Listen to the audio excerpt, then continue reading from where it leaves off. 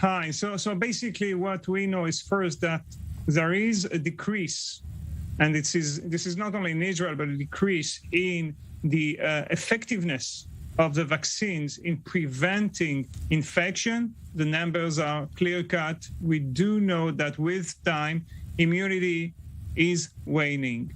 And therefore, that's why we believe that there is a high number of infections. Second thing, you also need, as you just asked, you need to have a closer look to the numbers. 40% of those infections are kids that are usually not vaccinated or much less vaccinated than the general population. Also, we start seeing some pockets of infections in certain communities, like the Arab communities. A lot of those people went to celebrate abroad the sacrifice feast 2 weeks ago, and we know for sure that there were some infections abroad that were brought back to Israel. And usually, also, this population is a little bit less vaccinated than than the average in Israel. So we start seeing also some development in those communities. And of course, people are, I would say, less as we were so hopeful that the vaccines were working and are still working, because we do see some prevention of severe cases in hospitals. People were less, I would say, abiding by the rules. And you can just go to the mall and see how many people have their mask on both the nose and the mouth. So we're seeing a kind of more relaxed attitude. And there's no real enforcement. We don't see real enforcement outside. Only 500, I would say, by the police, 500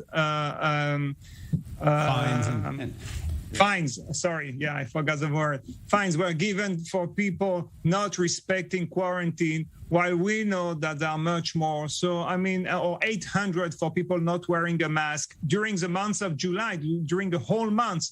This is not enough, in terms of enforcement. So we need better ways to enforce. We need, for example, an app to make sure that people are at home when they should be quarantined, et cetera, et cetera. We can't have a cop. We can't have a policeman going to every house where someone has to be in quarantine. So we need better, I would say, law enforcement in that regard. Enforcement seems to be a key lacking measure. You mentioned the infections that came in from abroad. So many Israelis, especially wealthy ones in the center part of the country, coming back with the virus in the last month here from abroad. But what can the government do? Are they doing enough yet at the airport, as far as you can tell? No, I think honestly, my recommendation would be that mandatory quarantine, whether you're vaccinated or not, and no matter from which country you're coming back, no matter if it's a red country or a green country, mandatory quarantine for everyone. We can argue if it's 4 days or 1 week.